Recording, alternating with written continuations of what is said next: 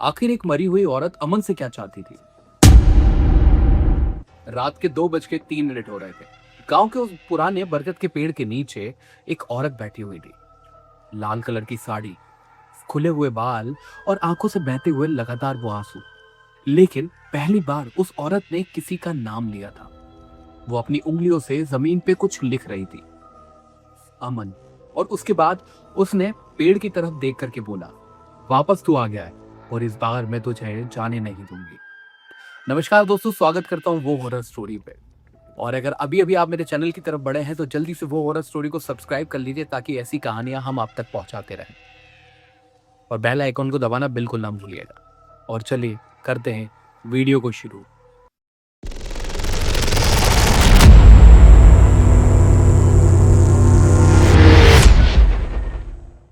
गांव का पुराना ये बरगद का पेड़, जहां से गांव के अंदर का रास्ता तो जाता है, लेकिन इस बरगद के पेड़ के आसपास कोई भी मकान नहीं है। 24 साल का एक लड़का अमन, जो कि तीसरी बार इस गांव के अंदर जा रहा था। हालांकि उसका रिलेशन इस गांव से जरूर था, लेकिन तीसरी बार ही उसने इस गांव के अंदर कदम रखा था। एक बार तब जब वो 2 साल का था, एक बार तब जब वो 12 साल का था, और एक बार तब जब वो 24 साल का था। आखिरकार अमन को इस गांव में आना क्यों पड़ा?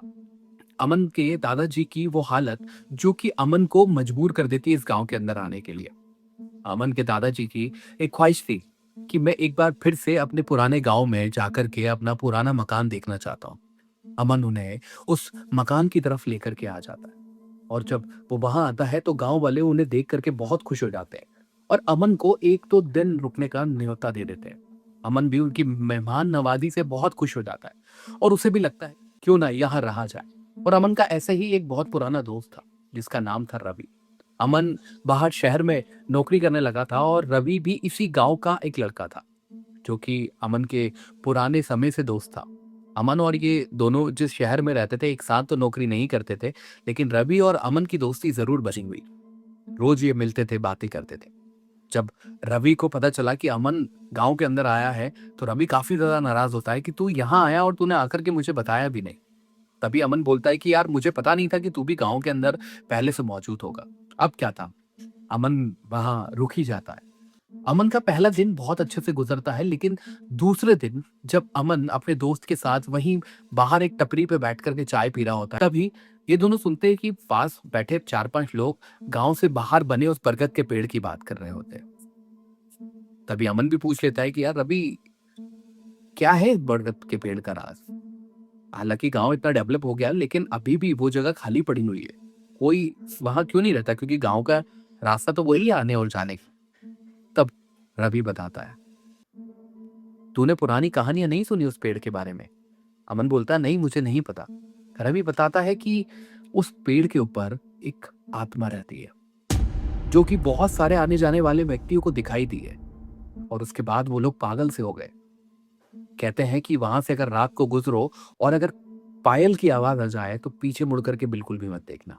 तभी बहुत तेज अमन हंस देता है और अमन बोलता है कि आज भी ये सब चीजें होती हैं क्या? ये रवि कुछ देर साइलेंट रहता है, वहां पे बैठे हुए लोग भी एकदम से साइलेंट रहते हैं। तभी रवि बोलता है कि कोई मजाक नहीं उड़ाता यहाँ पे इन सब बातों का, तो तू भी शांति रह भाई।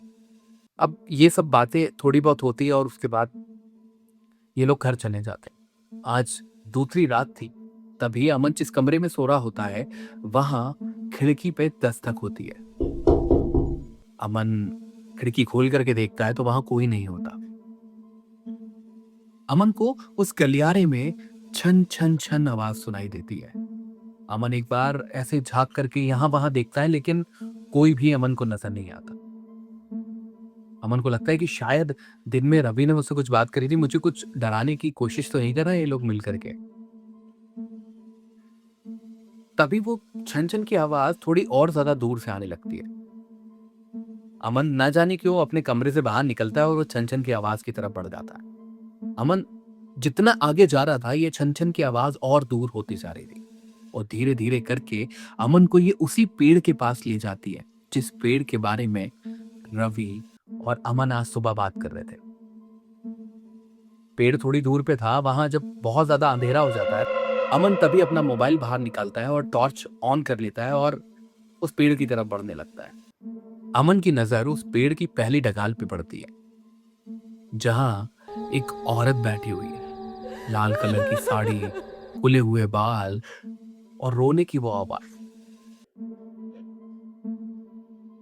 अमन ये देख करके एक बार डर जरूर जाता है, लेकिन फिर भी अमन के मन में एक ख्याल रहता है कि शायद हो ना हो ये रवि की ही कोई करतूत है। तभी अमन ऊपर की तरफ देख करके बोलता है, हाँ हाँ, मैं डरता नहीं हूँ। वो औरत एकदम से अमन की तरफ देखती है, लेकिन अंधेरे में उसका चेहरा अमन को नजर नहीं आता। तभी छलांग लगा करके नीचे कूदती है और वैसी ही स्थिति में नीचे बैठ जाती है। अपनी उंगली से जमीन पे कुछ लिखने लगती है। अमन 2 कदम आगे बढ़ाता है और देखता है तो वो अमन का ही नाम ले रही थी। अमन फिर एक बार बोलता है कि ये तुम लोगों का हो गया भाई, मैं डरता नहीं हूँ इन सब चीजों से, है ना। ये कहानी सुना करके जो तुम मुझे डरा रहे थे। तभी वो औरत जैसे ही अमन की तरफ देखती है, अमन वो देख करके पूरी तरीके से डर जाता है, क्योंकि उस औरत का चेहरा एकदम नीला पड़ चुका था। आंखों से जो आंसू बह रहे थे वो भी खून के आंसू थे। ये सब देख करके अमन बहुत ज्यादा डर जाता है। अमन की आवाज निकलना बंद हो जाती है। तभी अमन को एक ठंडी हवा के झोंके का एहसास होता है, जो उसकी गर्दन से यहाँ से उसको छू करके निकल रहा होता है। उसके रोंगटे पूरे खड़े हो चुके हैं। बहुत ज्यादा तेजी से डर जाता है अमन यहाँ पर। अमन अब हकलाते और डरते हुए बोलता है कि कौन हो तुम?"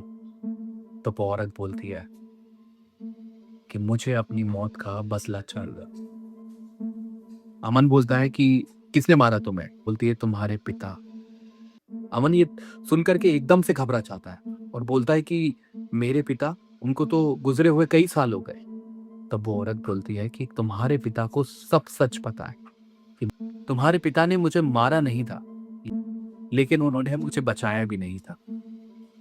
पर तुम मुझसे क्या चाहती हो? तब वो बोलती है कि तुम्हारे पिता ने मुझसे वादा किया था कि जिन लोगों ने मुझे मारा है वो इस बात को सबको बताएंगे और उन लोगों को सजा जरूर दिलवाएंगे। अमन को कुछ भी समझ में नहीं आता और अमन वहां से डरते हुए भाग करके निकल जाता है। वो औरत भी उसका पीछा नहीं करती और वो फिर एक बार उन्हीं खून के आंसू रोने लगती है। वो फिर एक बार उसी खून के आंसू रोने लगती है। लेकिन अमन घर आकर के अपने पुश्तैनी उस मकान के अंदर चीजें ढूंढने लगता है। ढूंढते ढूंढते उसे कई सारी ऐसी चीजें मिलती हैं। अमन को वहां पे एक पुरानी डायरी मिलती है, जो कि शायद उसके पिताजी की ही डायरी थी, जिसमें कई सारी बातें लिखी हुई। और उसमें उसके पिताजी ने लिखा था कि मैं अपनी हिम्मत नहीं जुटा पाया, मीरा को आज ना मैं बचा पाया, ना मैं ये बात किसी को बता पाया। अमन के अंदर एक क्यूरियोसिटी जागती है। वो सीधे ही ये जाकर के अपने उन्हीं दादाजी से पूछता है, दादाजी ये मीरा कौन थी? ये सुनकर के उसके दादाजी एकदम से कांप उठते हैं और एकदम शांत हो जाते हैं। बोलते हैं, तू कैसे जानता है मीरा के बारे में? वो बोलता है कि मीरा कौन थी दादाजी? दादाजी कुछ नहीं बोलते। तभी वो अपनी चचेरी बहन से भी पूछता है। वहां पे उसकी चचेरी बहन बोलती है, मीरा एक औरत थी जो कि बाहर बने हुए बरगद के पेड़ के नीचे आज भी रहती है। उसका कुछ लोगों ने मिलकर के खून कर दिया था, उसके बाद से आज तक मीरा उसी बरगद के पेड़ पे रहती है। अमन को कुछ चीजें जरूर समझ में आने लगती है कि मीरा मुझे इसलिए ही दिखी, जो पिताजी नहीं कर पाए वो मैं कर सकूं।